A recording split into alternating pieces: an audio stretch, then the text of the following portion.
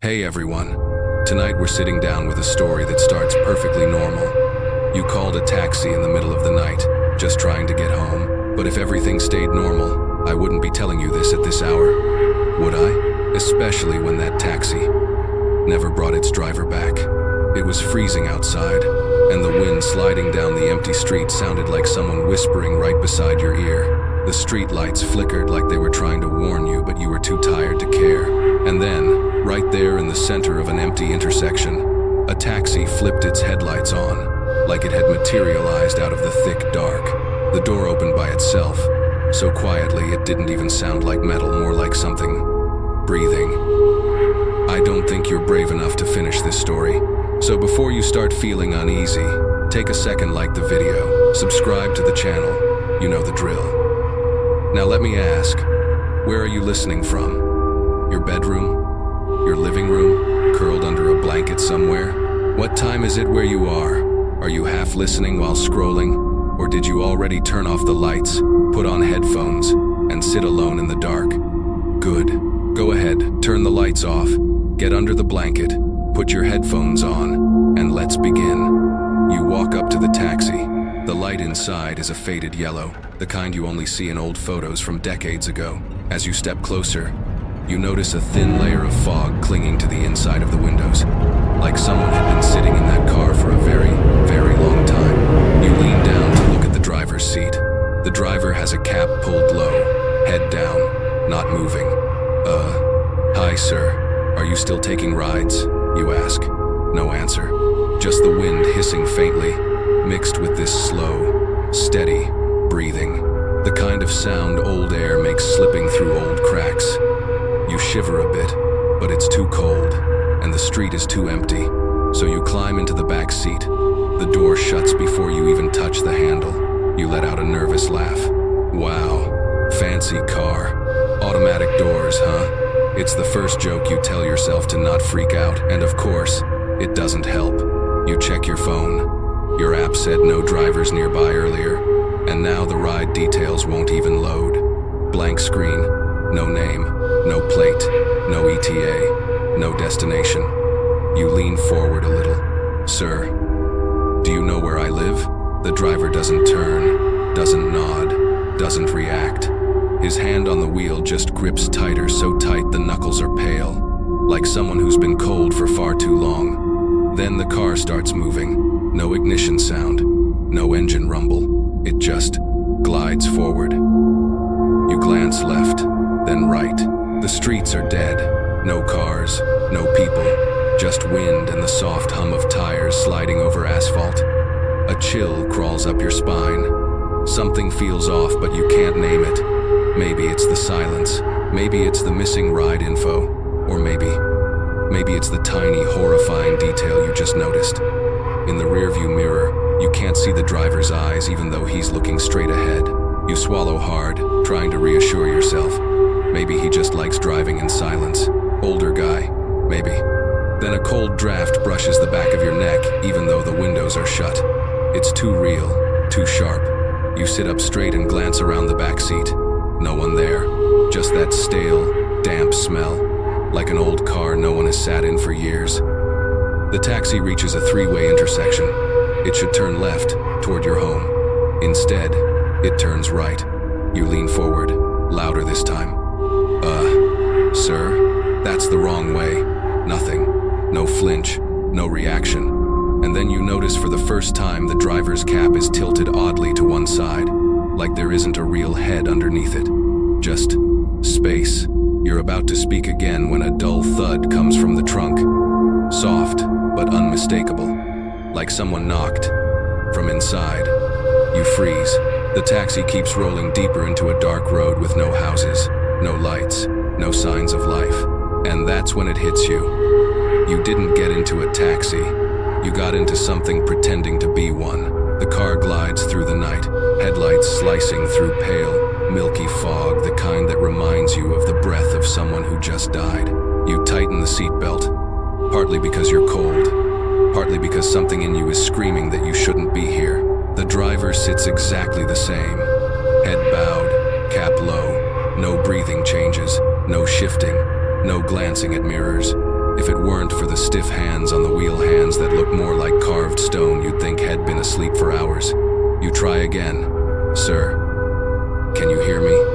No answer. Just the faint whistle of air through the old door seams. You mumble to yourself. Maybe he's wearing earbuds? You know he's not. There's nothing in his ears. A weak joke flickers through your brain. Maybe he's on ignore the living mode. You give a tiny, fake laugh. Then you notice something truly wrong. Drivers check their mirrors. It's automatic. Instinct. But this man hasn't touched his mirrors, hasn't looked at them, hasn't adjusted them. In fact, the rearview mirror is angled so far off center it couldn't possibly help him drive. Yet the car moves smooth as ice.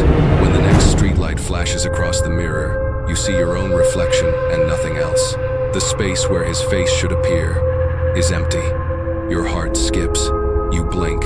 Look again. Still empty. Even though he's sitting right there. Goosebumps ripple up your arms. The taxi drifts farther into the dark. Trees crowd the road. Branches skimming the windows with thin, scratching sounds like fingernails dragging across metal. You lean forward, trying to catch a glimpse of his face from the side. The dim yellow cabin light barely outlines his neck and half a cheek. Too still, too silent, too wrong. You raise your voice. Sir, could you let me out at the next turn? I think I got into the wrong car. The taxi doesn't react. It just speeds up barely, but enough for you to feel it. Enough to feel like it's pulling you somewhere you can't come back from. You look down at your phone again. Still nothing. Still no ride. Just a blank screen. You force quit the app and reopen. Nothing. You try turning on manual GPS. The screen spins, dims, and shuts off. Not powering down, just going dead. Like something pressed a finger to it. You turn it back on. It doesn't light up.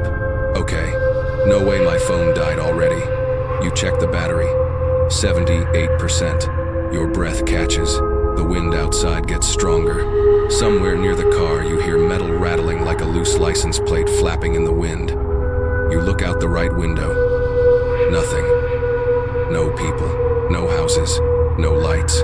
But then, right up against the glass, only inches from your face, a patch of fog blooms, as if someone outside just breathed onto the window. The fog trembles, then drags, smears, like an invisible finger is drawing across the glass. You whip your head toward the driver. He doesn't react, doesn't turn, doesn't acknowledge anything. You swallow hard. Your back is damp with cold sweat. The taxi rolls over a small incline. You check the rear view again because you're too afraid to look out the window now. And this time, in the flicker of the lone working streetlight behind you, you see the driver's eyes. Except no, not eyes.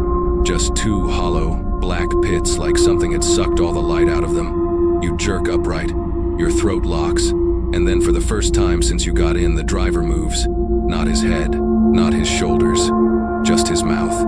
It twitches into this strange, broken curve like a smile on someone who hasn't used their face in years. Wherever you're going, his voice rasps, papery and wet. You might as well see the whole road. You freeze, barely breathing. The taxi veers off pavement, onto dirt, into pitch blackness, where no light touches anything at all. And then you hear only two things: the sound of the car moving, and a breath right behind your neck, even though you know for a fact there are only two people in this taxi. A cold shiver crawls down your spine as that breath becomes clearer, soft, steady, and damp, like someone just surfaced from underwater. You whip around on instinct, heart jumping, but the back seat is empty. No one. The old leather seat is creased, sunken slightly in the middle, like someone had been sitting there for a long, long time before you got in. You stare at it, trying to convince yourself it's just wear and tear, just leftover impressions from previous passengers. But deep down, you know the feeling was too real, too close. You turn back toward the front.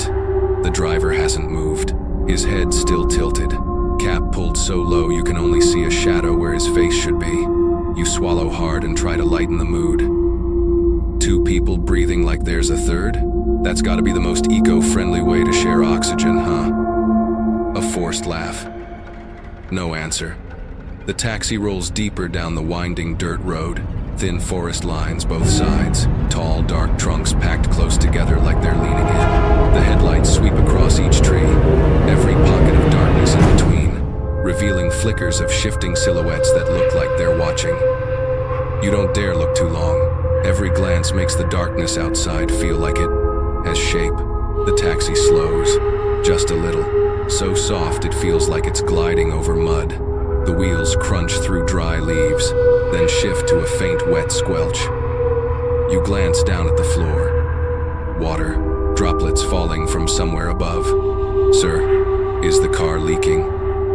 Silence, but that strange breathing grows clearer.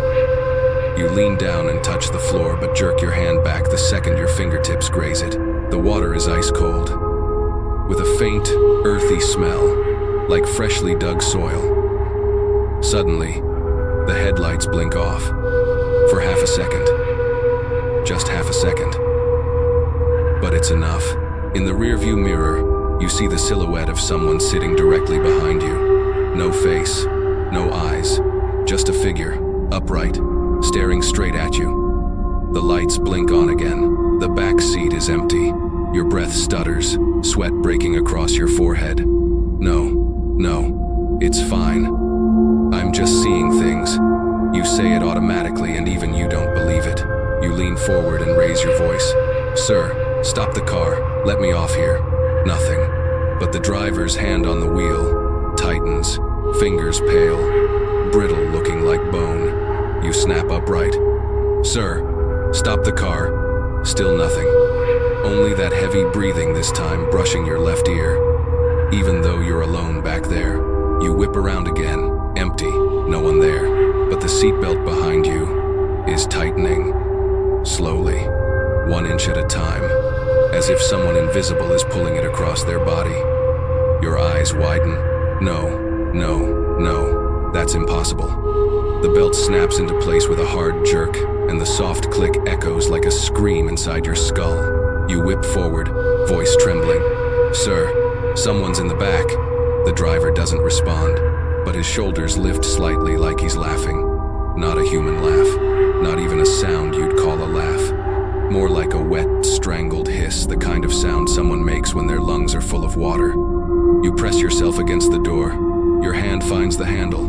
You pull hard. Nothing. You pull again. Still locked. The interior lights flicker in a strange rhythm. Each brief flash makes the back seat look less empty, as if some figure back there is sharpening into focus. You shake, voice breaking. Please, sir, stop the car. Another thump from the trunk, but this time, the sound drags, like something is crawling in there, banging, trying to get out. Sir, S-I-R. For the first time since you got in, the driver moves.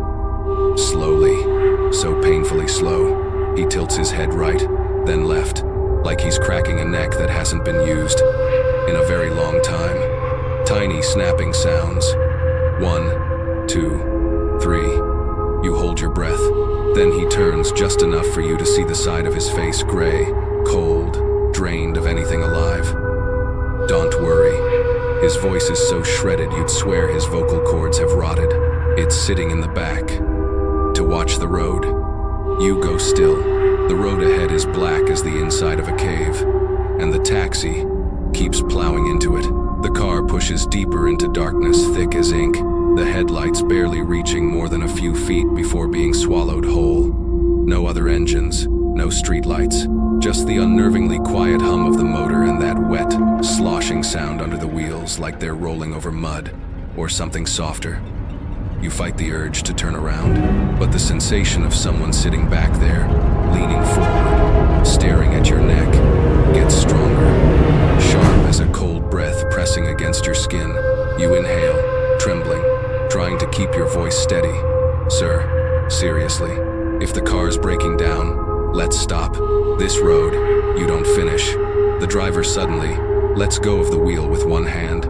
You expect him to adjust the mirror or reach for the radio, but no, his arm drops limp, palms shriveled like skin soaked in water too long, dragging against the seat with a papery rustle. He doesn't turn, he just lifts that dead-looking hand and places it on the gear shift. The taxi accelerates, not fast, but steadily, like someone nudging you deeper into a place you were never meant to go. The air grows heavy with a damp, musty smell, part mud, part rotting fabric, part cold metal. You touch the door seam, trying again to force it open. Nothing. The lock feels welded shut. Gathering every ounce of courage, you glance at the driver's silhouette. "Sir, have you taken anyone down this road before?" No answer. Just that ragged breathing, and a faint tap, tap, tap, beneath the floor like someone knocking gently with their nails. Your heart lurches. The floor under your feet dips slightly, like something is crawling right underneath you. You yank your feet up onto the seat. It's fine, probably just a bag that slid. You whisper, though even you know it's the worst lie you've ever told yourself.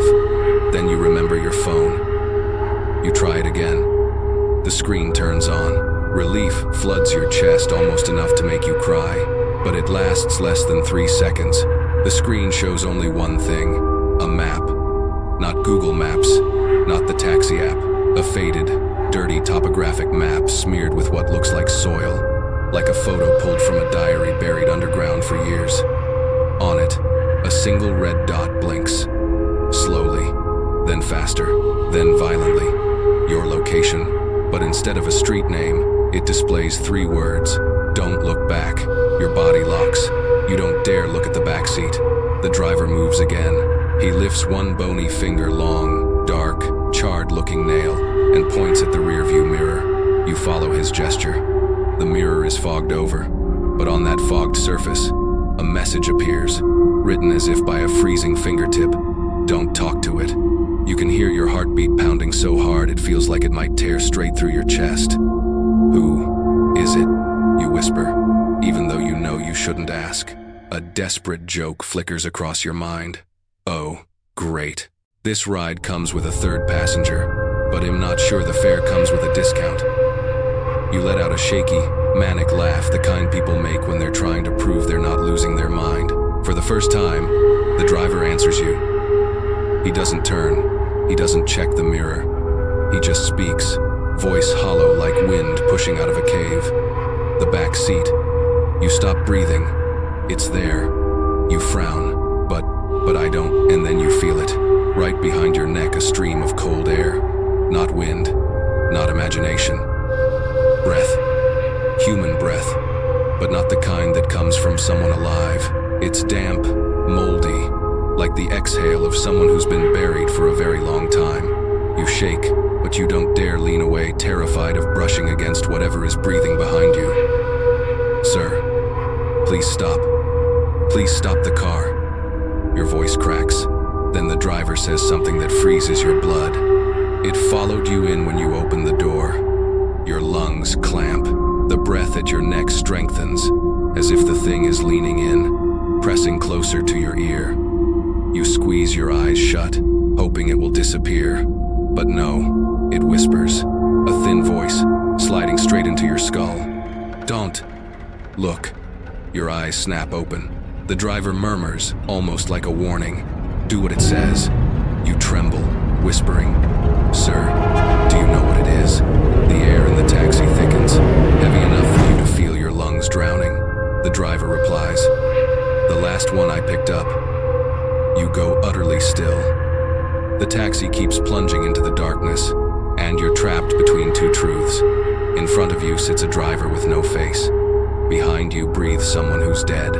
The taxi pushes on, rolling over damp dirt, each turn of the wheels making a sickening, wet crunch like they're traveling across a carpet woven from mud and shattered bone. You don't dare turn around, not once the cold breath at your neck is still there, steady and patient, like whatever's behind you is waiting for you to make one wrong move so it can lean closer. You grip the back of the front seat. "Sir, what do you mean the last one you picked up?" The driver doesn't answer right away. He tilts his head left, producing a long crack that sends goosebumps racing across your skin. Then a voice leaks out thin, dry, like wind blowing through an empty skull. It didn't get off in time. You freeze. Your hands go ice cold. Didn't get off in time. The driver says, "This road has no stops." You laugh a broken, hiccuping laugh that sounds more like a collapse than humor. What kind of taxi offers a lifetime ride? Huh? The joke snaps you back to reality. You're losing control of your own voice. The breath at your neck grows stronger, slower, like a warning. You stop laughing instantly. Wind begins to howl outside, not like it's passing through trees, more like many voices, whispering as they move alongside the car, matching its speed. Shh, shh, shh, shh. You glance at the window, pitch black, but when the headlights sweep over a tree, you see it, a handprint smeared across the glass outside. Fingers too long, tips sharp, like bone where nails should be. You curl inward on the seat, gasping. "Sir, stop the car. Stop it, please." The driver says only one thing. "Told you. It can't stop." Why? Because it hasn't gotten off. You hear yourself choke down a sob, and for the first time, you sense it clearly. The backseat doesn't hold just one thing. It feels like something layered, compressed, folded into itself. Many shapes, many breaths, squeezed into a single small space, like several exhales touching your neck at once, merging into one. You shake uncontrollably. Finally, you can't take it anymore. You turn. In that exact moment, the breath disappears. The cold vanishes, leaving a hollow stillness. The back seat is empty. You gasp, tears burning hot down your face from the overload of fear. No one there. No one there. I imagined it. You tell yourself, but before you can calm down, you notice something that turns your blood to ice. The seatbelt in the back is tightening, by itself, not one notch but continuously, like an automatic system measuring the size of an invisible body and adjusting to fit. Clack, pull, clack, pull, clack. You can hear every metallic click. Then a small sound like someone catching their breath slips from the back seat. Not the panic of a living person, but the inhale of something else. You try to leap up and run, but the doors are still locked. The lock makes a faint tick, as if someone on the other side has just rested a finger on the latch. You tremble, voice breaking into a plea. "Sir, did you see that? There is someone back there." The driver doesn't turn, doesn't check the mirror, doesn't move. He only tilts his head just enough for the headlights to illuminate the brittle outline of his jawbone. And he says, "It doesn't like being looked at." You freeze. He continues, voice dragging through something thick, like mud. "Lucky." It didn't finish. You choke out. "Didn't finish." "What?" He answers, coming to the front. Your whole body tightens like a snapped wire. Then, a hard knock erupts beneath your seat, stronger than before. The cushion jolts, like someone is pushing upward from the floor. You almost burst into tears. "What? What's under the car, sir?" "The driver, the one before that, of mine." You clutch your head, nearly screaming. Why didn't you quit this job?" He gives a small nod. "I did." You stare at him. "You quit? What do you mean?" He turns a little more, just enough for the headlights to hit his skin, and you realize the horror. His skin isn't warm, isn't soft, isn't alive. It's pale, chalky, peeling in thin sheets like dried onion skin. He whispers, "That's why I couldn't go back." Your throat locks. You can't breathe. The interior lights flicker, then die completely. Darkness drops over you, sudden and suffocating, like someone threw a black cloth over the entire car. No streetlights, no headlights, no glow from your phone. Everything collapses into a single, solid darkness, so dense you feel like you could reach out and touch it. In that suffocating black, right beside your ear, a breath whispers, "Your turn." And in that darkness, that breath right beside your ear keeps going, steady, slow, wet. You try to calm yourself, try to stay still, try not to make a sound that might provoke it. But then the whisper comes again, A voice with no age, no gender, stretched thin out of some cold, hollow chest. Don't move. Your whole body locks. You don't breathe. You don't turn. You don't even lift a hand to your face. You just stay there frozen like prey, waiting to see if the thing beside you plans to strike. And then, a cold hand lands on your shoulder. You jerk like you've been shocked, but the hand tightens, holding you in place. Not violently, just firm. The grip of someone who's very used to grabbing people in the dark. There's no warmth, no pulse, no tremor of living flesh. Your voice shakes. Sir, please, turn on the light. Please turn on the light. The driver says nothing, but the thing behind you does its whisper, brushing your right ear. If the light comes on, you'll see me, and then you won't be able to leave. Your throat dries so fast it practically cracks. Then suddenly, the cabin light flickers on, just for half a second. But half a second is enough to see the face over your shoulder. A human face, but swollen and gray like it's been underwater for days. Eyes sunken yet still staring wide at you. Wet hair hangs down, plastered to its skin like every strand was dragged out of mud. The light dies, the presence vanishes, but the smell of cold earth lingers, thick enough to make you gag. You scream, "Sir, please stop the car."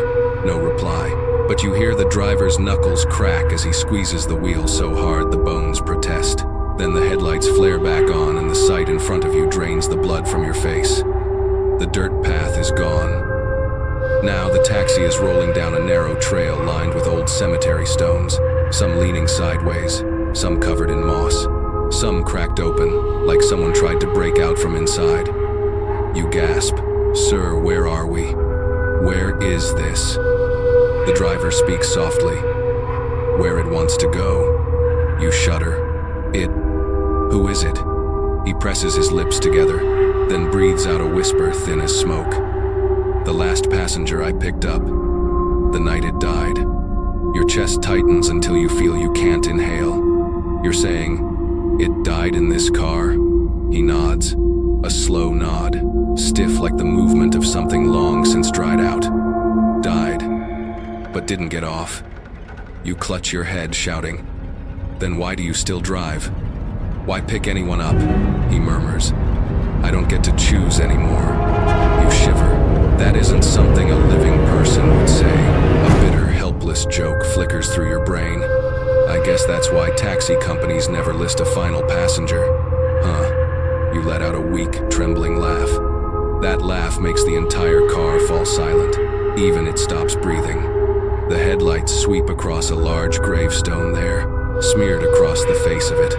A muddy handprint. The same handprint you saw on the window earlier. Then the silence shatters, thud. Something slams onto the roof. The car shakes. The driver doesn't stop. Thud. Again. Harder.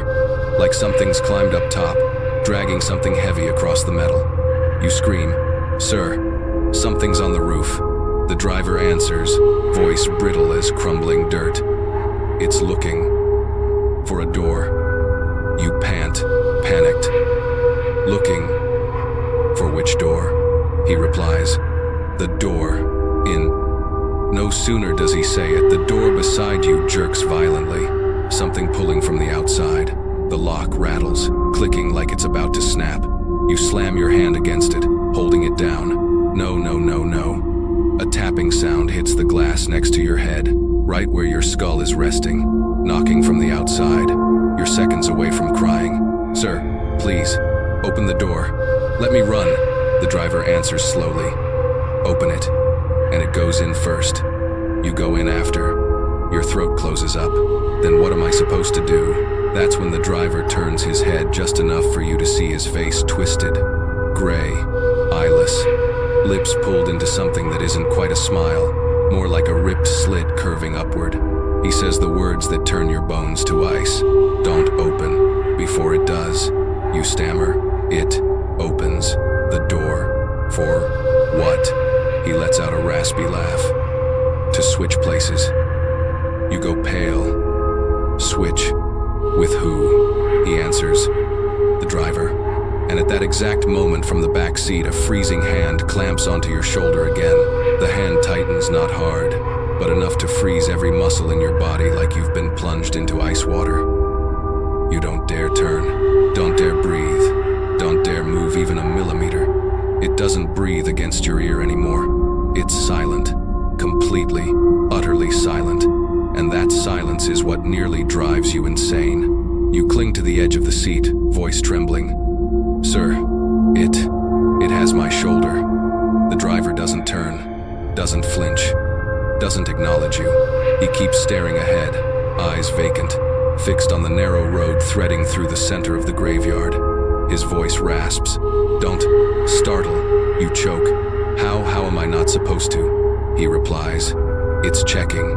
If you fit, the front seat. Your mouth falls open. The front seat. The driver. It needs someone to leave this car. His words feel like a shovel smashing into your skull. The breath behind you returns long, cold, carrying the smell of freshly turned soil. It leans so close to your neck you can feel each strand of chilled air threading into your pores. You start crying silently. Why does it need someone else? The driver says, the dead can't drive. It's trapped to get out. It needs the living to take its place. Your mind spins. Take the driver's place. What does that even mean? The driver goes quiet for 2 seconds. 2 seconds that feel longer than your entire life. Then he says, I used to sit in the back. You stop breathing. The air thickens like mud, suffocating you. The backseat trembles. The hand on your shoulder slides lower, then a finger, then several more, pressed down against your back like it's testing the temperature of your skin. You shake violently. What is it doing? The driver exhales, heavy and hollow. It's checking. If your back is still warm, you want to scream, but your throat tightens like a fist closing around it. Suddenly, the left window rattles hard, as if something is pounding from outside.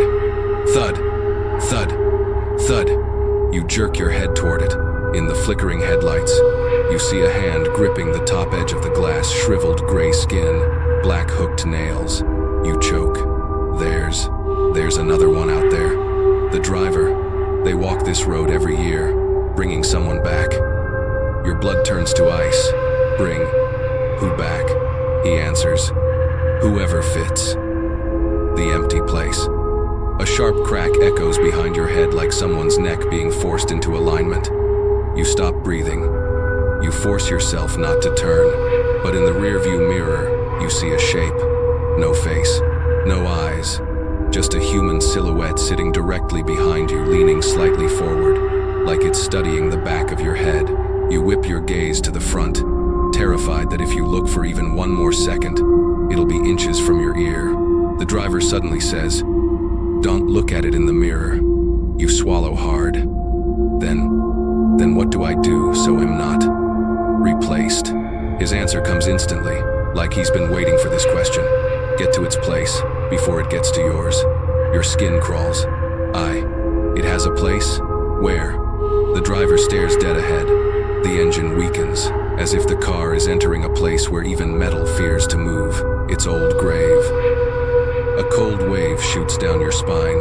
Your seatbelt trembles from how hard you're shaking. How long? How long has it been dead? The driver replies with a terrifying calm.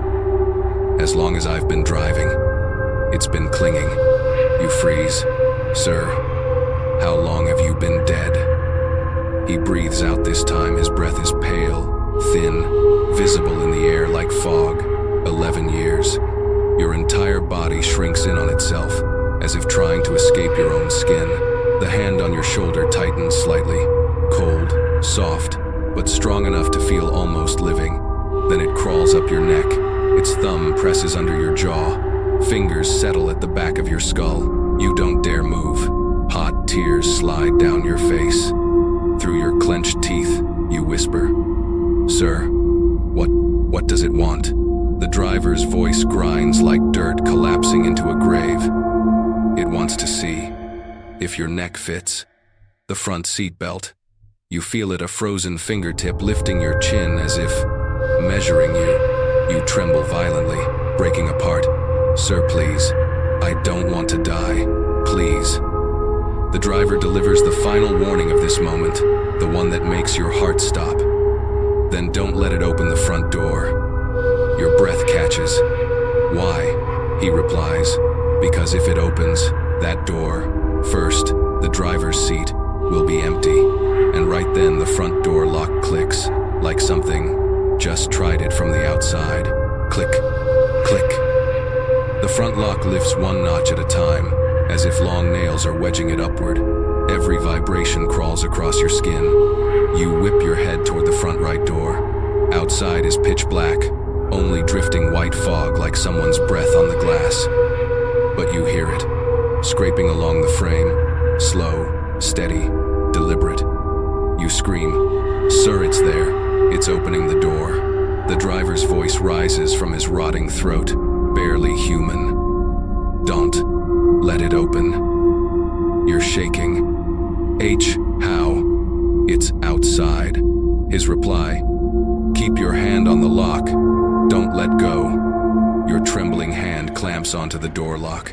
It's freezing like someone else had their hand on it a second before you. You hold tight. The lock stops moving, but instantly the driver's door slams inward. Bang! You jump.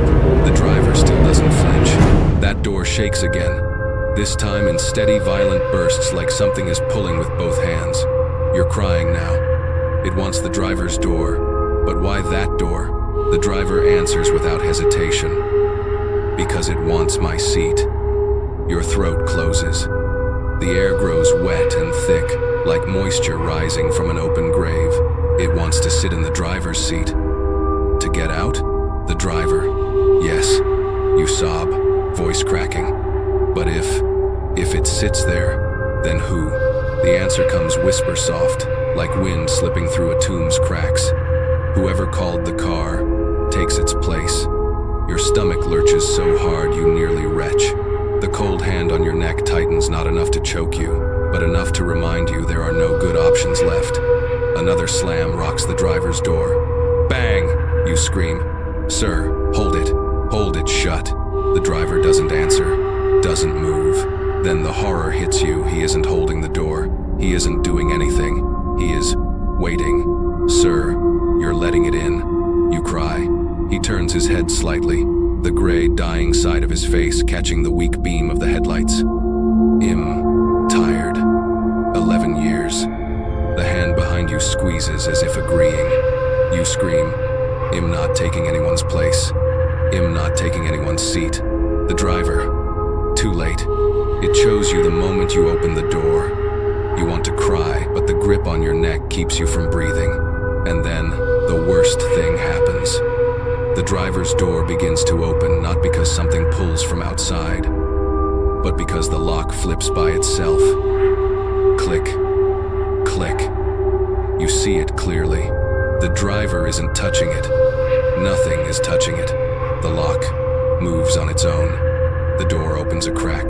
Cold air rushes in, carrying the smell of wet soil, rotting fabric, and the stale breath of someone who slept in a grave for years. You can't help but scream. "Sir, that's your door. It wants your seat." The driver answers calmly. "It's time." You lunge forward, grabbing his shoulders. "Don't let go. You can't let it." He doesn't react. His skin is icy and stiff like you're gripping a wax figure instead of a man. The door creeps open wider. The wind grows stronger. Scratching on the outside shell of the car grows frantic. The temperature drops until it feels like a morgue. You cling to his seat, pleading. "Please, don't let it in. You'll disappear." His voice fades, thinning into nothing. "I already disappeared." You freeze. Your scalp tingles, and the driver's door swings completely open. Wind rushes in, hissing like a chorus of crying voices, whispering names, fingernails scraping wood, all of it merging into one dead, impossible sound. You turn toward the door and there's a tall, thin figure standing right outside, head tilted, hair dripping, eyes black as hollow pits. It reaches in, long fingers, wrinkled skin, cold like grave mud. It touches the driver's shoulder and gently pulls. The driver doesn't fight, doesn't react, doesn't say another word. You scream, "Sir." No, no, no. He only exhales one last time, thin, soft, like smoke slipping from the mouth of someone who just died. My part is done. And then his body slumps out of the car. When he hits the ground, it doesn't sound like a person falling. It sounds like a bag of dirt collapsing. You freeze. Your heart stops. The driver's seat is empty, completely empty, and the cold hand on the back of your neck slides down to your shoulder, then lower, toward your back, like it's nudging you forward, toward the one empty place left in the car. The driver's seat sits wide open, so open it feels like a gaping black mouth waiting to swallow you whole. No driver, no living person left in the taxi, just you, and the thing pressing its cold hand against your back, gentle like a guide who's done this many, many times. You try to steady yourself, even while a voice in your head screams, "Don't sit there, don't sit in that seat." But the hand behind you pushes harder, not violently, not rough, just soft, cold, deliberate like a mother coaxing a child up onto the gallows. You shove back, fingers digging into the edge of the seat to keep from being pushed forward. "Don't. Please, I don't want to sit there. I don't want to." And then the air inside the taxi changes. No more wind outside, no more scraping, no more hissing, only one sound. Breathing, right beside your left ear. Not the faint breath from before. This one is angry. It whispers each word dripping down your spine like melting ice. "Sit down." You shake your head, tears burning hot on your cheeks. "No, no, I'm not, slam." The driver's door snaps shut, not from wind, not automatically. Something pushed it. The air inside compresses like you're trapped in a coffin with something that should never exist. You sob, "Please, someone, help me." A rasping voice at your nape whispers, "No one can hear." You tremble violently. Instinctively, your hand reaches for the rear door beside you, but it's locked, and then the lock twists back against your fingers. Someone is touching the lock from the inside. You gasp, spiraling. "I don't want to die here. I don't want to." The breath behind you moves closer. This time it whispers something longer, soaked in the smell of cold mud. "Not dying, just switching." Your voice cracks. "Switching what?" You, in front, me, in back.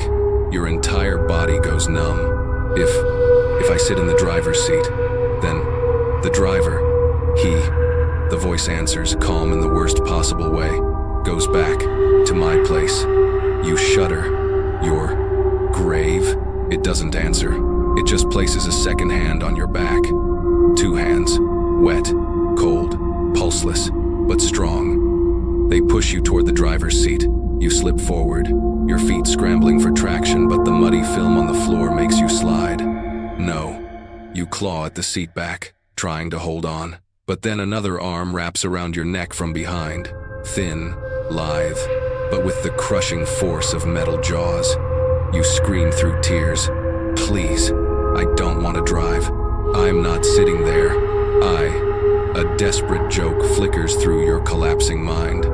"I don't even have a night driving license." You let out a broken, hysterical laugh, the kind you make at the edge of a breakdown. And that laugh, it makes the thing behind you pause. Just 1 second, but you feel it. It's sudden curiosity. Then a cold whisper brushes your neck again. "Why? Laugh." You sob. To not be scared."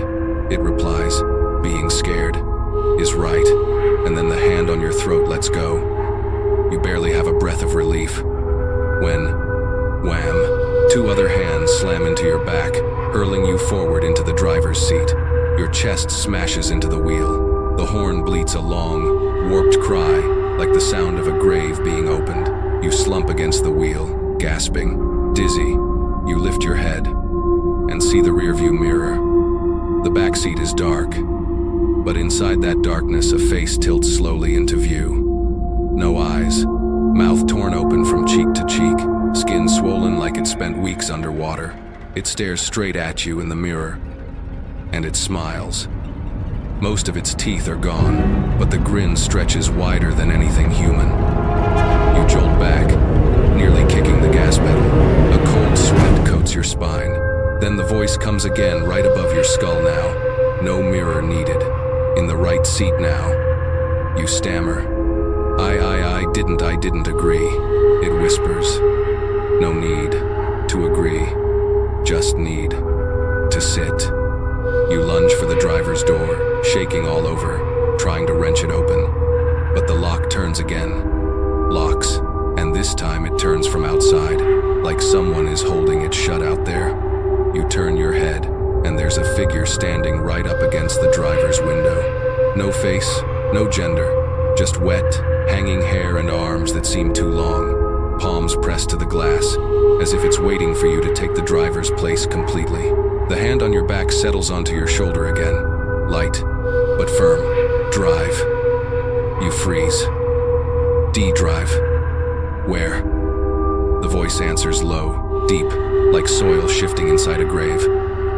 To my place. And the taxi begins to creep forward on its own. No driver, no foot on the gas, no hands on the wheel, but it moves, straight into darkness thick as freshly turned earth. The taxi inches forward, on its own. No one's pressing the pedal, no one's steering, but the wheel turns one slow click at a time like an invisible hand is twisting it from beneath the seat. You go rigid, eyes stretched wide and burning. No,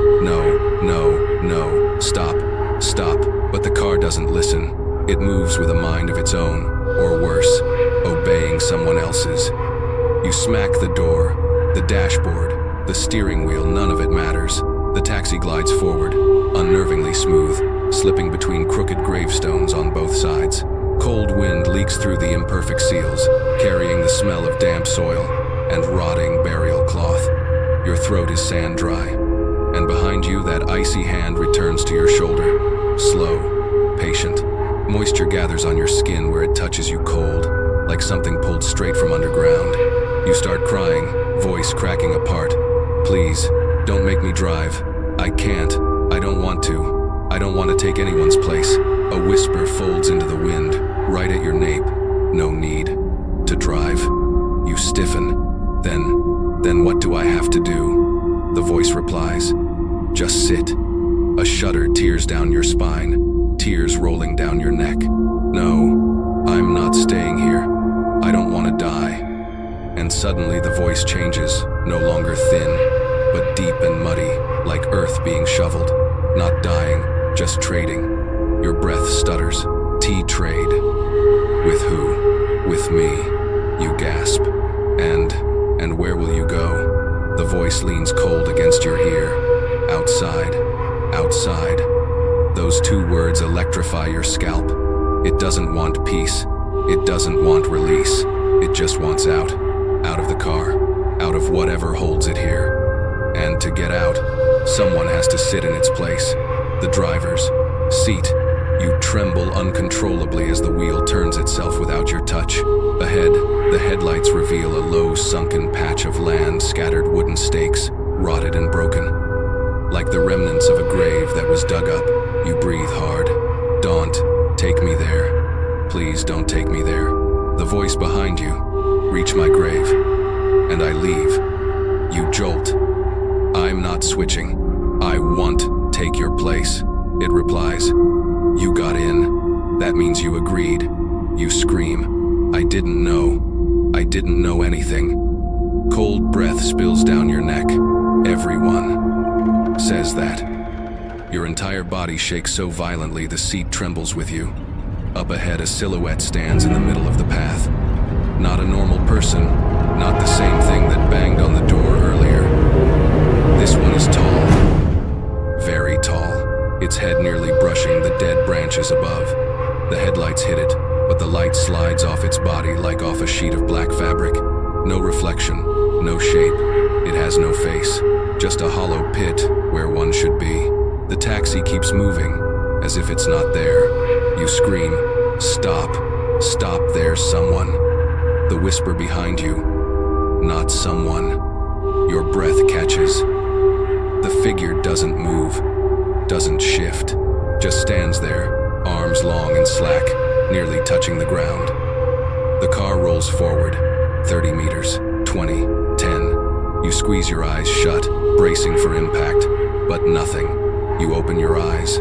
It's gone, gone, as if it never existed. You shake uncontrollably. Where did it go? Where did it go? The whisper slides into your ear. On the roof. Immediately thud. The roof dents from above.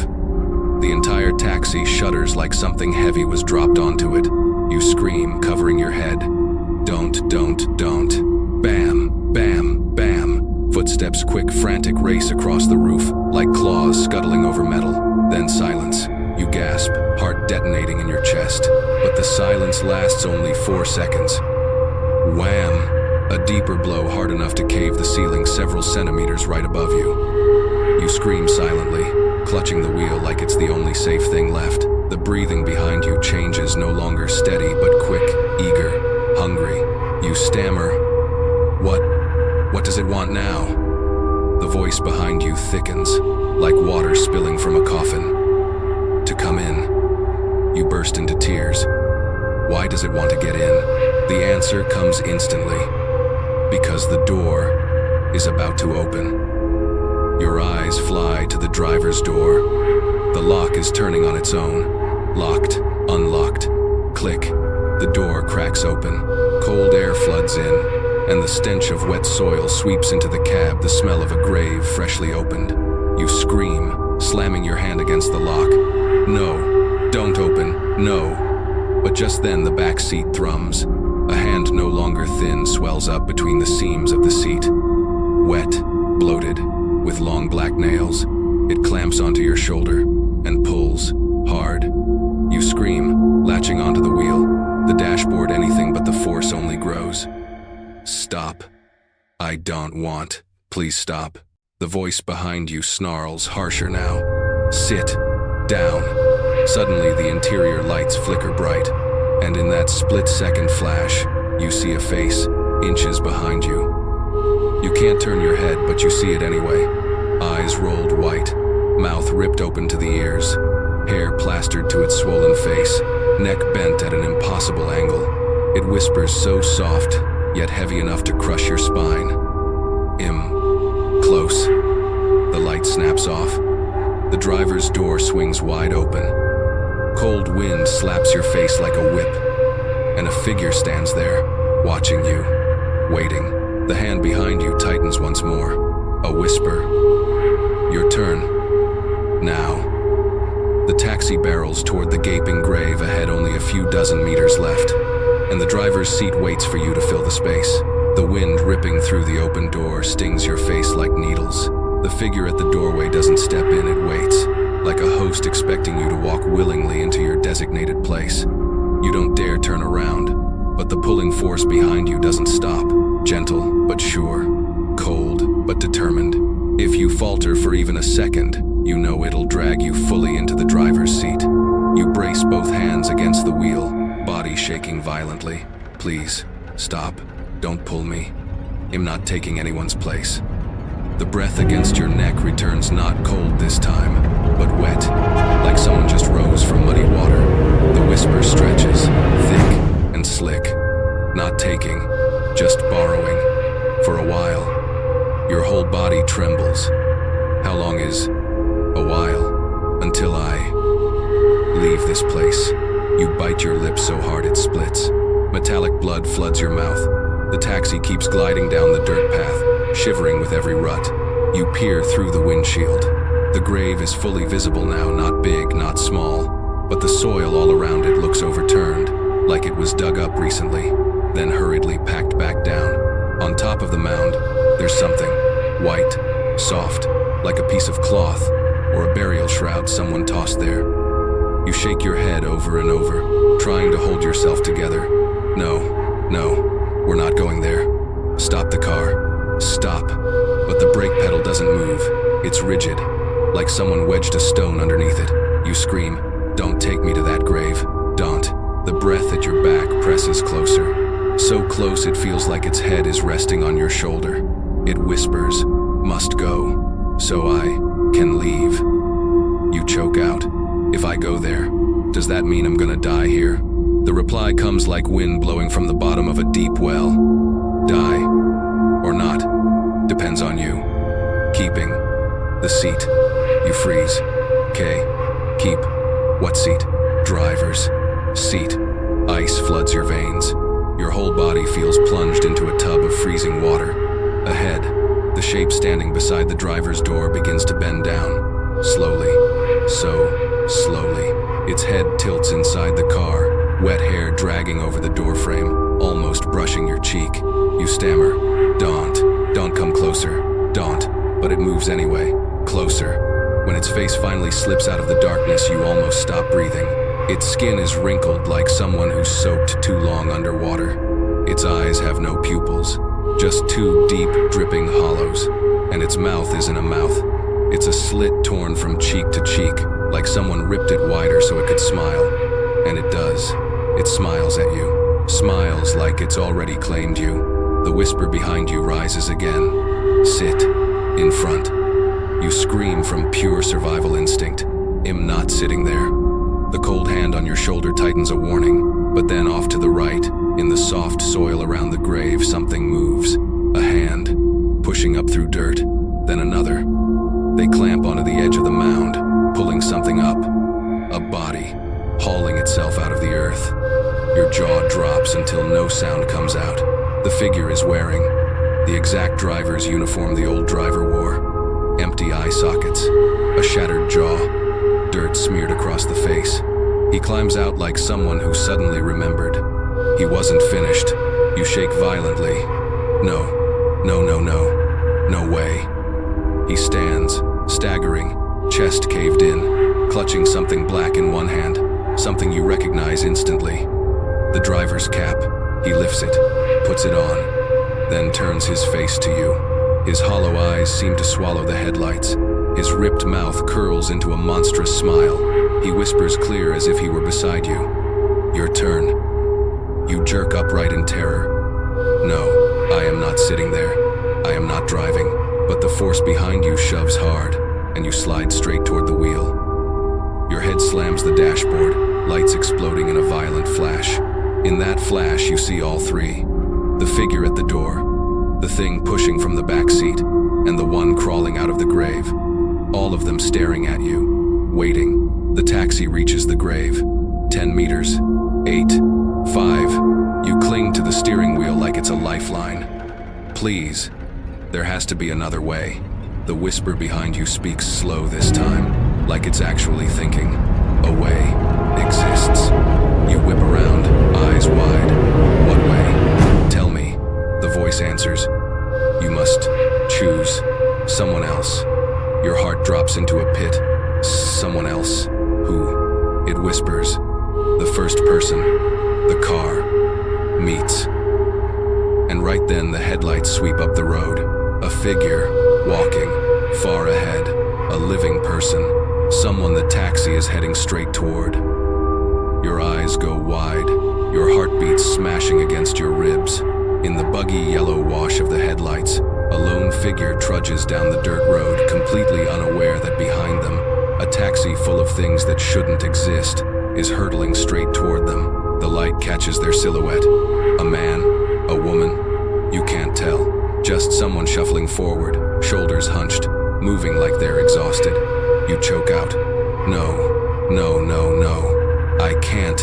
I can't let someone else go through this. The whisper behind you snaps back, closer than ever, so close you feel its mouth almost touching your neck. Then, you die. A full body shiver racks you. Tears spill hot down your cheeks. I don't want anybody to die. Nobody deserves this. A long, thin breath slips out behind you, wet, dragging, like the last exhale from someone drowning. Everyone says that. The taxi barrels forward. Self-driving, self-accelerating, unstoppable. The wheel turns on its own, guided by an unseen hand. You yank the parking brake. It's solid like it's glued in place. You stomp the brake pedal. It sinks halfway, stops, and Metal screeches beneath your feet like grinding teeth. You scream, "Stop! Stop! Listen to me, please." But the taxi doesn't react. It only accelerates faster and faster, driven by a soul desperate to escape. The figure ahead still hasn't turned around. They hear nothing. Know nothing. The whisper behind you says, "You must choose." Why? Because the seat must have someone. Why me? Because you opened the door. Let me in. Your stomach flips. I just opened a door. I didn't know. It responds instantly. You opened. Means you accepted. You smash your fists into the wheel, sobbing. I didn't accept anything. I don't want this. Its breath brushes your skin. Too late. You turn your head a mistake, but fear makes you do it. And you see in the flickering glow a swollen, mud-soaked body sitting directly behind you, sitting upright, face inches from your back, eyes white and empty, mouth split to the ears, hanging open like it wants to swallow your breath. You snap your gaze forward, trembling violently. Please let me live, let me go home. The voice behind you says, to live. Give me someone else. You choke. No, I won't. I won't do that. Then, sit in the seat. No, the seat needs someone. That person doesn't deserve this. They're just walking home. They don't even know. The figure ahead gets closer. You can see their outline clearly now. They're hunched back, their hand clutching a coat, their slow, tired steps. A normal person, a fragile person, someone just trying to get home. You scream out the open door. Hey, move, run, get out of the way. But the wind rips your voice away like it never existed. The taxi is only a few dozen feet away now. The headlights glow on their back, then a whisper at your throat. I count. You freeze. 1. The taxi leaps forward. You clamp both hands on the wheel even though you know it's pointless. You scream, stop. Please, stop. 2. Wind slaps your face. Mud sprays across the windshield. You see the figure up ahead turn startled, but it's too late. 3. You don't think. Your body moves before your mind can. You yank the driver's door, handle the wind, fights it, but you shove hard. The door bursts open. A violent gust slams into you. A grip yanks the back of your shirt. The thing in the back seat doesn't want you to jump. You scream, I'm not choosing anyone. Not tonight. You throw all your weight forward toward the open door. If you jump now, you could break a leg. You could die. It could drag you back. But if you don't jump, the taxi will reach that person, and you'll become the new driver. You cry out one last time. Pure desperation. If you need someone, take me. But am not killing anyone else. The pull behind you tightens. It doesn't want to let you go. You grit your teeth and rip yourself free. 1 violent tear. Your shirt splits, and you're thrown out the door. Wind whips your body mid-air. You hit the ground, pain exploding white behind your eyes. The tires roar past your face. The taxi rockets toward the person on the road. You scream, throat tearing. Run. Move. Go. They turn, terrified, and slam. The taxi skids. Tires screech a long black line across the dirt. It stops less than an arm's length from the person. You lie there in the dirt, gasping, unable to believe what just happened. The person backs up, another step, terrified, staring at the taxi, at you. Then they bolt off the path, disappearing into the dark. You choke out a breath, trying to sit up, but your legs buckle beneath you. Then, the taxi slowly turns its headlights toward you, like an animal denied its meal. The worst part, the breath at your back it never left. It whispers, blade sharp in your ear. You chose. Cold wind spirals down your spine. You turn and see. The back seat is empty, but the driver's seat isn't. In the sick yellow glow of the headlights, you see someone lowering themselves into that seat. Slow, deliberate, as if it has always belonged to him. You scramble backward, heart ricocheting in your chest. No, I did sit there. I didn't agree. The voice inside the car answers, no longer thin, but rising from the deep earth. You just offered. The taxi's dome light flicks on, and it's clear. The one settling into the driver's seat is the thing that crawled out of the grave. Hess wearing the driver's cap. His torn smile stretches to both ears. His hollow sockets lock onto you. He grips the wheel and smiles like he's finally returned home. The taxi clicks on its turn signal and begins to roll toward you. No one to stop it now. No other fate left, because now it's coming for you. The blinker flashes in the foggy cemetery like the patient eye of a predator. Just moments ago it was still, now it creeps toward you, painfully slow. The kind of slow a hunter uses when it knows its prey can't escape. You stagger to your feet, legs barely holding you. Every breath burns, lungs full of dirt, but instinct screams in your skull. Get up, up, up. You push off the ground. Your hands slip in the mud, but somehow you stand, barely, trembling. The taxi rolls closer, steady, unhurried. In the headlights you see the new driver clearly, skin gray as plaster, eyes two bottomless sockets that reflect nothing, mouth split wide, dried by years of grave wind, and the hand on the wheel trembling, not from fear, but from joy, joy at reclaiming his place. You step back, then another step, but behind you only graves and wet soil. Your voice cracks. Don't come closer. I got out. I jumped. I said no. His voice drifts out of the taxi, not through the speakers, not through the glass, but straight into your ear, as if from everywhere. You haven't left the road. You freeze. What road? He laughs, no breath behind it, just the sound of dirt pouring into a pit. My road. The taxi inches forward. Headlights blaze directly into your face. You shield your eyes. The light is sickly, exhausted, and somehow colder than the night. You turn, planning to sprint into the trees, but the instant you move, scratch. A hand clamps your ankle from beneath the soil. You scream and collapse. Your foot jerks free as you kick wildly. The hand vanishes, leaving only a stench of rotted mud. You crawl away, searching for another path. There is none. Fog-soaked graves surround you. The only trail is the one the taxi is blocking. You turn back. The taxi is right in front of you now, barely 3 steps away. You gasp, chest heaving, and then you feel it. A cold breath behind you, even though it should have moved to the driver's seat. But no. This breath belongs to something else. You don't turn, you just know. It stayed with you. Maybe it doesn't want the seat anymore. Maybe it just wants you trapped here. You sob. Why? I didn't let anyone get hurt. I jumped out. I already chose. The voice in the taxi answers slowly. You refused to take my place. You shake, choking. I have the right to live. Its torn smile widens. You live means I stay here. Forever. Your stomach drops. Forever hits like a stone. He places one hand on the wheel. The other lifts bones cracking like dirt-coated joints snapping apart. You feel him judging you, measuring you, deciding. Then he says, I don't need a living driver. Your eyes widen. Then what do you want?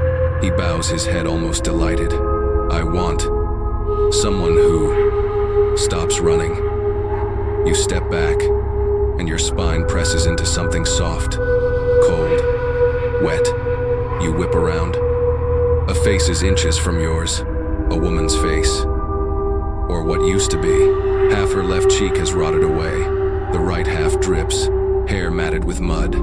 She doesn't move. She just stands there, too close. You scream and fall forward right into the taxi's hood. When you look up, the new driver is no longer watching you. Hess, leaning toward the dashboard. A tiny click echoes like a hammer inside your chest. He unlocked the back door, the same door you once sat behind. His voice rolls out clear, unmistakable. Get back. In. You shake. No. I'm not getting in, he replies. Don't get in. I take you. Hands cold, slick, crawl up your shoulders again. You scream. I don't want to go back. Let me go home. His voice rasps, low and dragging. This road has no home. The back door swings open. The cabin light spills out dull, yellow, like a monster's open mouth. Wind pours from inside the car. It carries the smell of grave dirt and breath. Inside, shapes shift in the shadows, more than one. Waiting, you freeze. The hands on your shoulders tighten. A cold face presses into your hair, and the whisper comes final, inescapable. You must board the rest of the ride. The taxi flicks on the overhead light. Harsh, white, cold. You see clearly. There isn't just one empty seat. There are two. The driver's seat and the back seat still indented, like someone just rose from it. Two seats, two hands gripping your shoulders, two spirits both speaking in unison. Get in. The taxi eases backward, making space for you to step inside. His voice rolls out through the open car door, echoing like it's rising out of a grave. I've been waiting a long time for you. You thrash, desperate to stay away from the open door, but the hands behind you keep pulling you backward. They're not using brute force, they're using patience. The kind of patience a hunter has when it knows the prey will collapse eventually. You scream, voice cracking. No, don't put me in there. I don't want to die. The first voice whispers, not die. A second voice slips in. Just come with us. Your knees hit the ground, trembling so hard you can't keep them steady. Cold air slides down the back of your collar, running along your spine like a knife. You gasp. Why me? Why not someone else? Why? The hands pause just a beat, then a voice answers, distant and old, like it belonged to someone who died 10 years ago. Because you were the only one who didn't run from it. You freeze, Hess talking about the hand on the window, the figure on the road, the face in the back seat. You didn't run. You looked back. You listened. You answered. And in the rules of things like this, it means you already responded to the call. You try to stand, try to run, but your legs buckle instantly. Something coils around your ankle, not a dead hand this time, but something like roots wrapping themselves around you. You scream, please, let me go. I just called a taxi. I just wanted to go home. A sharp gust slams into your back. The hands shove you hard. You're thrown into the car. Your body crashes onto the back seat, and a freezing numbness punches through your spine. The door slams shut behind you. Thud! Darkness swallows you whole. The cabin light dies. Only the weak, sick yellow glow from the headlights spills forward. You gasp, sit up, claw at the door handle, but the lock turns on its own. Twice. Then 3 times. Locked. Sealed. The new driver tilts his head in an unnatural angle, staring at you through the rearview mirror. No pupils, but you know he's looking right at you. Go back to your place. You stammer, but what's my place? He smiles wider. Backseat. You shake your head over and over. No one sits there. Am not. A voice whispers right under the seat. That seat was yours from the start. Your throat closes. No, that's not my seat. The voice behind you, so close the breath touches your neck, whispers. Driver's seat is bait. Backseat is home. Your body locks up, then you see it. The backseat beside you dips, just a little, like someone invisible just sat down or is saving a spot for you, or is waiting for you to lie down. You tremble so hard it feels like your bones might crack. I'm not sitting there. Don't make me sit there. The door beside you, the one you just came in through, begins to lower its window, a thin, cold opening. Air rushes in. The breath of something unseen brushes your neck. It whispers. The ride isn't over. The taxi snaps on the cabin lights, and you see clearly the deep imprint of another body on the back seat, still warm, still fresh, as if someone left it only a second ago. The air thickens, darker, heavier, and you understand the empty space beside that imprint is meant for you. You curl up against the door, shaking so hard the seat rattles. It feels like trying to breathe inside a coffin. All you get is cold air and grave dirt. The indent deeper, bit by bit. You don't dare look, not left, not right, not anywhere. Then the seat creaks, soft, fabric sinking under weight. You slap both hands over your mouth to stop yourself from screaming. The new driver speaks through the hiss of wind. Sit. There's one seat left. You shake violently, tears streaming. No, I'm not sitting there. I'm not one of you. He twists his neck on the driver's seat. Dry folds of his throat cracked like dead bark. His smile tears just a little wider. The back seat is for passengers. Like you. Your throat burns when you swallow. No, I'm not a passenger. I'm alive. I have a home. I have... A voice whispers right beside your ear. The living are the passengers. You jolt backward, spine pressed into the door. The right rear door, the one you were shoved through, begins locking itself. Click, click, click, like dead fingers turning a bolt. You grab the left door handle. Your hands shake so badly you barely grip it. Click. It locks the moment you touch it. You sob. Don't lock me in. Please, please. A voice rises from beneath the floor, the voice of something buried waist deep. Not lock, just keep. You squeeze your eyes shut, but it's worse. The darkness behind your eyelids is deeper than the dim yellow cabin light. You're forced to open them again, and when you do, the front seat twists slightly toward you. Not swivels.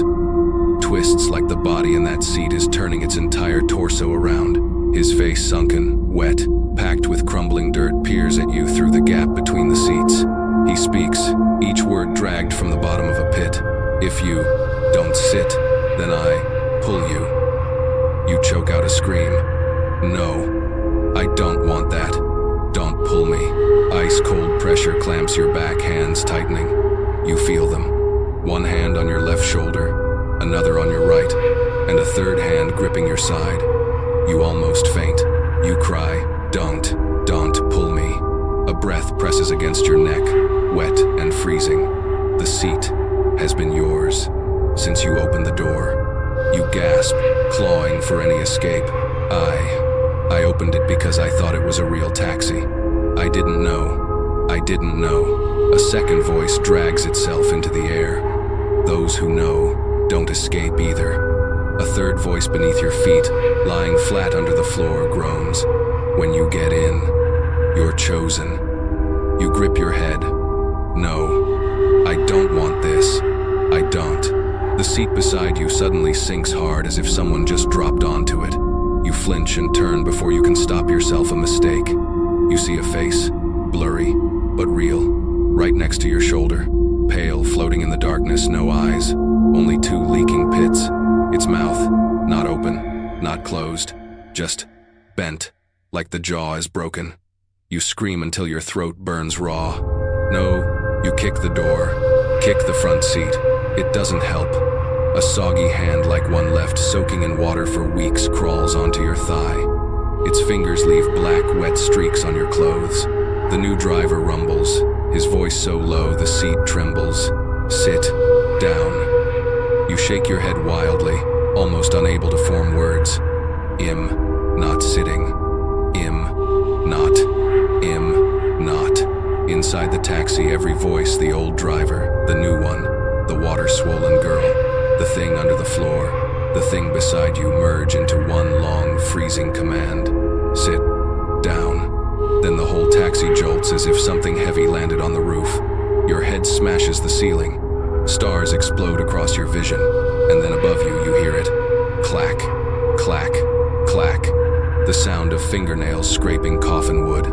It's the old driver, the very first one replaced. And now you understand. When a new person is dragged into the backseat, the old one gets buried in the vehicle floor. You scream, voice cracking. Don't bury me, please. A hand grabs your hair from behind and yanks your head toward the seat. The whisper scalds your neck. Just lie down. You fight. You bite the seat. You kick the door. No use. The new driver rests his hand on the gear shift. Slowly, he pushes it into drive. The taxi rolls forward. Not fast, not slow, just steady, as if escorting a new body to its rightful place. You scream, "Is anyone out there? Please help me. No answer. Only the hum of the wheels and the overlapping whispers. Sit down. The headlights sweep across a broken sign by the road. Hollow Hill Cemetery, no vehicles allowed. You laugh hysterical, broken. Yeah, that should have been bigger. Maybe on the first damn gate. That shaky laugh slips out and immediately, the back seat drops completely, like the entire cushion just opened into a mouth. A final whisper breathes against your skull. You belong. To the back seat, and the hand shoves you down. The freezing palm slams between your shoulder blades, shoving you into the back seat like it isn't a seat at all, but something soft, deep, alive. You flail, grabbing for anything, but the cushion slides like mud, pulling you deeper the harder you resist. Not fabric, not foam. It's wet, it's elastic, and warm, like rotting flesh. You scream, "No, let me go, let." The seat groans beneath you, long and low, like something breathing inside the upholstery. You jerk, breath hitching, and then a whisper rises from beneath your spine. Come in. Your skin crawls so violently your teeth clack. No, I'm not going in. The invisible hands press harder. Your back sinks another inch. The seat squirms, churning like disturbed mud. You slip deeper. The fabric splits into cold gaps beneath you. You kick the driver's seat. Thud. It feels like kicking a bag of meat. The new driver tilts his head back toward you. His empty sockets fix on your face. His mouth cracks wider. The back seat is a grave. Your breath stutters. What do you mean? The grave of the last one who didn't escape. You pant, choking on fear. What do I do? What do I do to get out? A voice under the floor, cold creeping up your legs, answers. To escape, someone must take your place. You blurt, I don't want to hurt anyone. I said that. I don't want to. The swollen girl hisses beside your right ear, her voice drowning and warped. Don't choose someone else. You choose the grave. A hidden hand grabs your shirt from below, dragging you downward. You claw at the front seat, nails tearing the fabric. No. Let go. The hand yanks harder your body, sliding halfway into the soft, cold pit. Your back sinks into the seat's mush, and underneath isn't the car floor. It's soil, wet soil waiting for you. You scream, I don't want to die. I don't want to die in this car. I'm alive. I'm alive. The new driver whispers like a knife. Everyone is alive. When they go in, a jolt snaps through you. You slam your fists against the door. The glass doesn't budge. Clang. The window shudders hard, then stays still. No cracks, no splinters.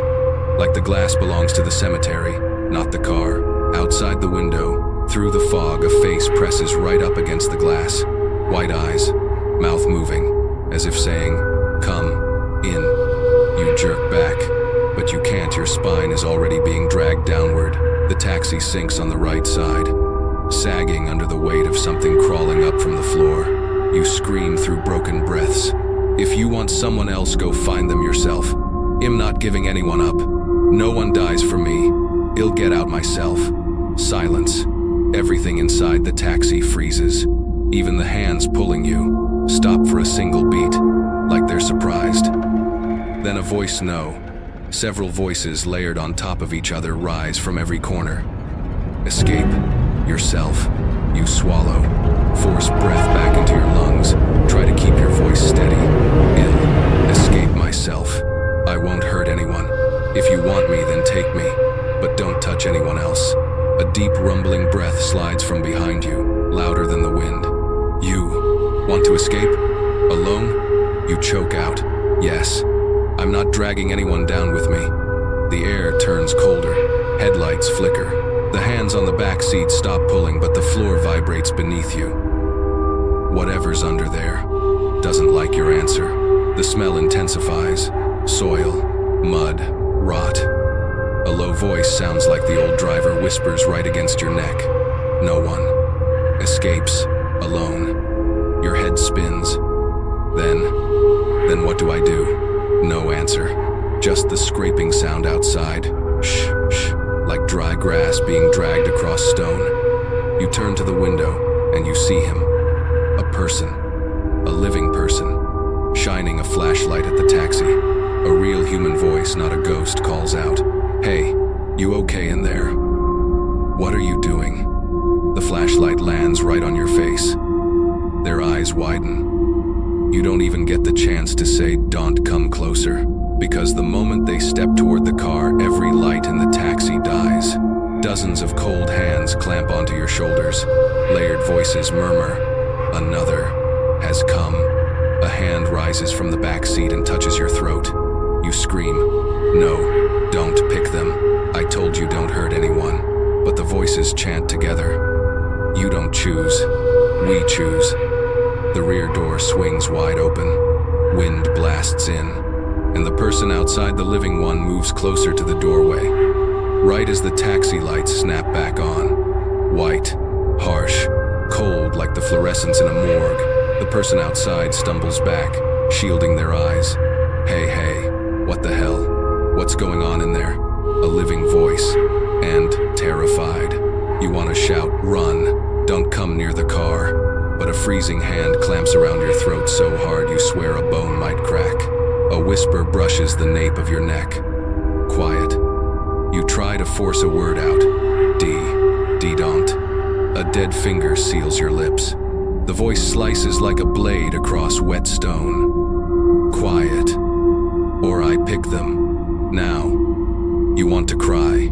You want to fight. But you know, if you say even one word, that person dies instead of you. The stranger steps closer, worried. "Ill, call someone. Are you stuck? Let me open." No, please God, no. But every ghost in the car turns its focus. Not on you, on him. You feel it in the air, the shift, the hunger, like a pack of predators turning toward a fresh, warm kill. The new driver lets out a soft, delighted laugh. The living comes closer. The seat beside you dips, something rising from it. Under the floor, the scraping intensifies. Scritch, scritch, scritch. Hands searching for a way out. You panic. "No, don't touch him, please." A pale hand clamps over your mouth, squeezing hard enough to make your jaw ache. A whisper rattles through cracked teeth. "You don't choose, we choose." You sob into the hand, shaking violently. The stranger reaches into the open door to help pull you out. The door is wide open. To him, you're just trapped. To them, it's an entrance, a gateway, a chance. The new driver's voice brightens, almost joyful. He opened the door. The world holds its breath. You scream through the muffling hand. "HNN, HNNNN, don't." He misreads it. He thinks you're calling him closer. "It's okay. It'll get you out." He bends down right into their reach, and in that split second, you see them. A tall, black shape pressed against the left window from the inside. A swollen, waterlogged face rising behind the front seat. A wrinkled white hand sliding from the cushion gap. Something under the floor shoving upward. All of them all at once lunging toward the living man outside.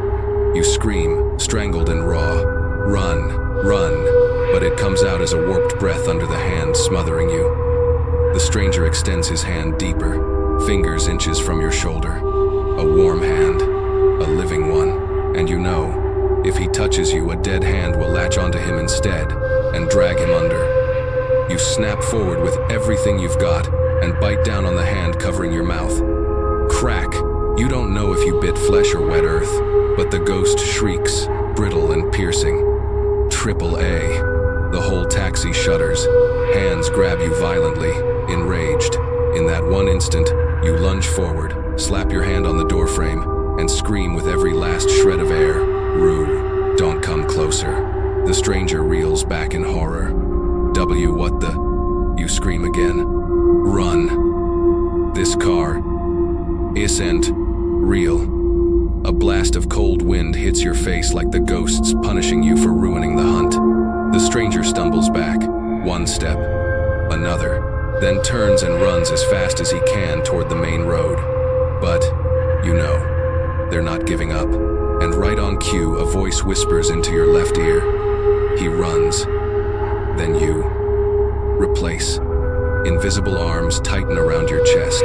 You're yanked backward into the seat so hard your head smacks the door. The new driver shifts the gear. The taxi lunges forward. Headlights lock onto the fleeing man. The driver laughs, thrilled. I'll take him. You thrash, clawing at the front seat. No. If you touch him, he'll sit in the back. He'll do it myself. Just don't touch him. Everything in the taxi stops. 1 second. 2. The wind stops. The hands freeze. The seat loosens. Everything waits. You're trembling so hard you can barely stay upright. Heart pounding like it's trying to break free. You've just offered them exactly what they wanted from the beginning. The new driver's voice drops low, heavy, so deep it makes your chest vibrate. You sit on your own. Your fists clench. Your voice cracks. As long as you let that person live. Whispers ripple through the cab, overlapping in a frenzy, hungry, excited, like scavengers who've finally cornered their meal. It chose, sits by itself. No need to pull. At last, someone willing. The invisible hand on your shoulder loosens, then slides down your back, guiding you. The back seat softens, sinks, opens like a mouth waiting for you. And every spirit in the taxi speaks in unison. Down, now. A single, cold, perfect chorus. The cabin lights die. Outside, darkness folds in, and you curled on the back seat feel your body slowly tilting, descending exactly where they want you. But then, in the distance, a rescue truck horn chirps, slicing through the fog. Red and blue lights bleed across the cemetery mist. They instantly change tone. No. A hand clamps around your throat. The taxi surges forward straight toward the graveyard. The taxi tears across the mud, tires shredding wet earth, flinging clumps of dirt like streaks of blood across tombstones. The rescue shaky a thin thread of hope in a place that shouldn't have any. But to them, that's always been the light of the living, something they will escape at any cost. The hand around your throat tightens until your vision pulses white. You gasp, clawing at what's choking you, but your fingers grab nothing. The thing strangling you has no shape. The new driver snarls from the front seat, voice scraping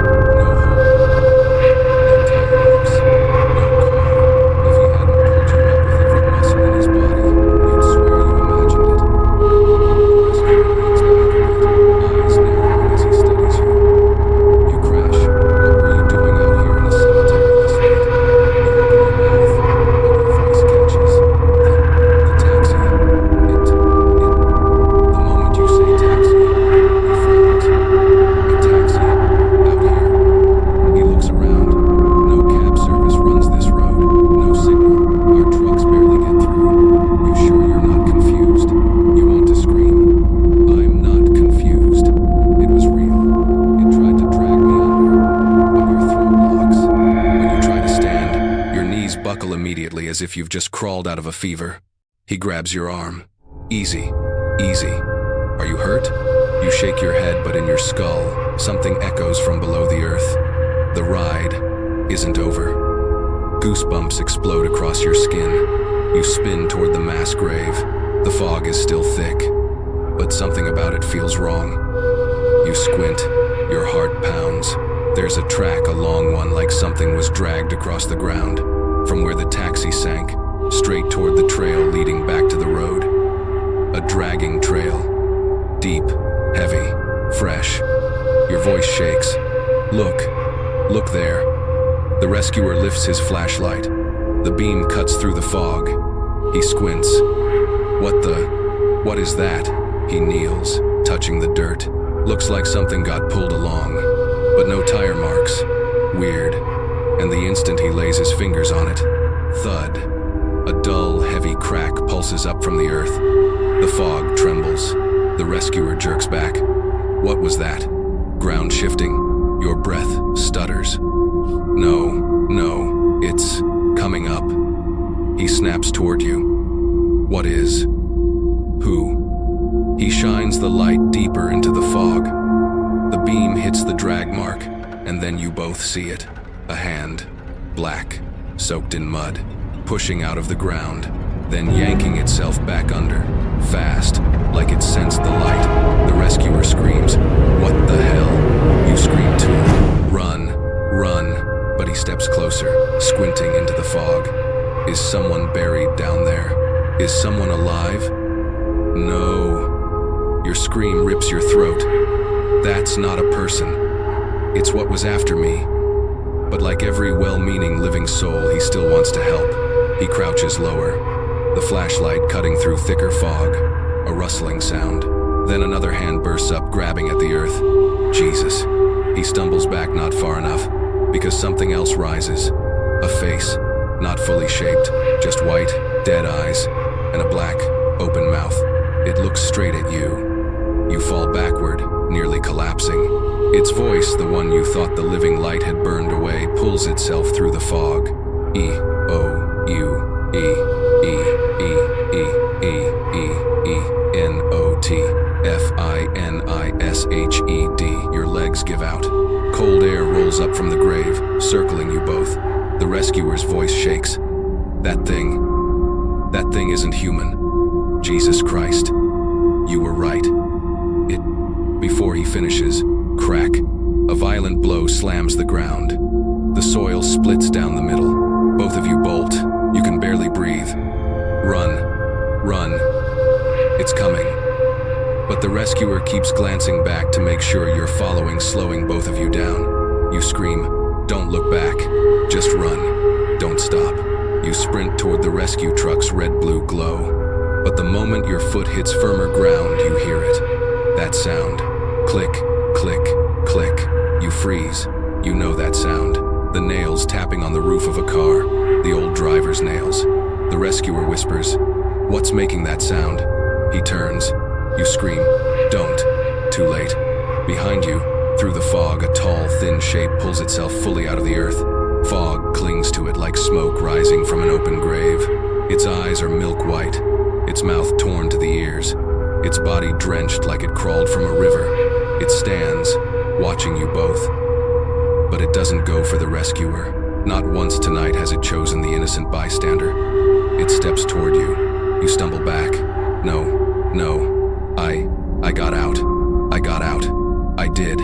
Its voice tears across the fog louder than before. The ride isn't over. The rescuer grabs you. Go. Get to the truck. He drags you toward the rescue vehicle. Your legs barely work. Your breath breaks into pieces. You look back, the figure walks after you. Slowly, like it knows you can't run forever.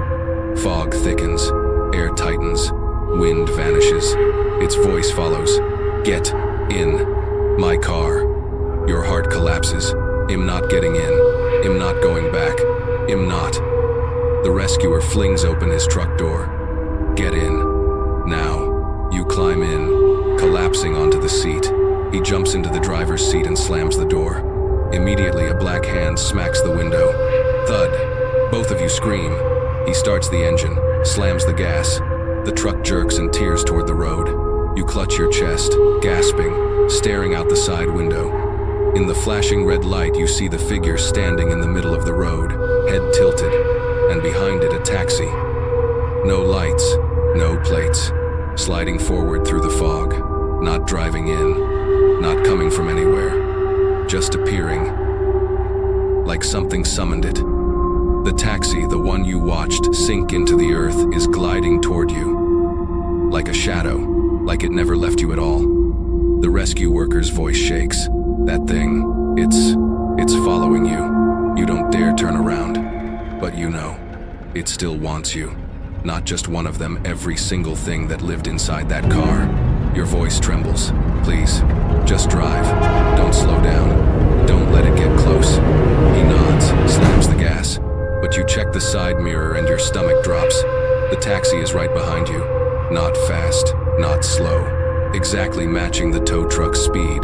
Pacing you. Headlights off. Only its shadow gliding across the asphalt like spilled ink. Then a whisper right behind your neck. From nowhere and everywhere at once. One more stretch. The tow truck barrels through the night, red-blue lights spinning across the fog. But no matter how far you get from the cemetery, the cold you feel isn't from outside. It's behind your neck. You risk a glance at the rear view. Mistake.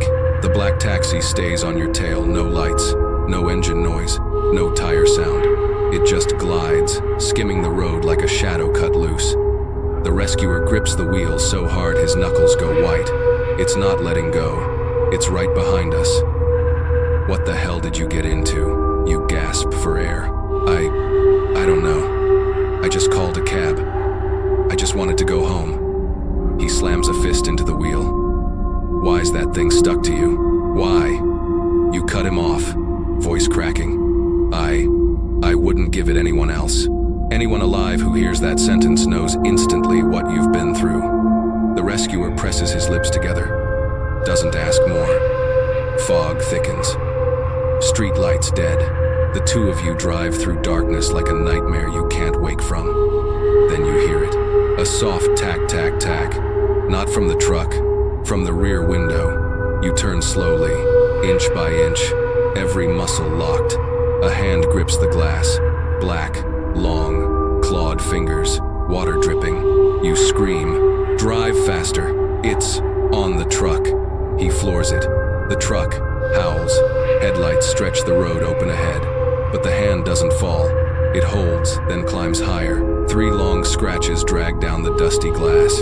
Then a face rises behind the window. Tilted, pale, lidless eyes. A mouth torn wide into a grin. The whisper slides into the cab, squeezed through some impossible crack. Down to the last stretch. Your skin vibrates with dread. No, I got out. I got out already. But the voice rolls through the entire truck, layered, blended, impossible to count. Not done. The rescuer shouts. What's not done? What do you want? The answer is terrifyingly simple. Return. The seat. Your whole body turns to ice. The back seat. It wants me back there. The hand on the window. Slams. Thump. The entire truck shudders. The rescuer screams. Hold on. You cry out. No. The whisper snaps. Not that seat. You freeze. Then, which one? Wind wails outside, long stretched, like someone calling your name from far away. The dead voice leans into your ear. A ride needs a driver. You go cold. Driver. Not the back seat. Not the victim's seat. Not the replacement. They want you behind the wheel. You scream, I'm not driving. I'm not driving for you. The face behind the glass slams again. This time the hit shakes the entire truck. The rescuer panics. How do we shake it? What do we do? You shout back. Don't stop. If we stop, it takes us. But the tow truck can't run forever. A crossroads appears ahead. Red light. The rescuer bites down hard. I can't run, it's coming through. You scream. Don't stop. But it's too late. He hits the brakes. The truck jerks to a stop. Then you hear it scrape, scrape, scrape.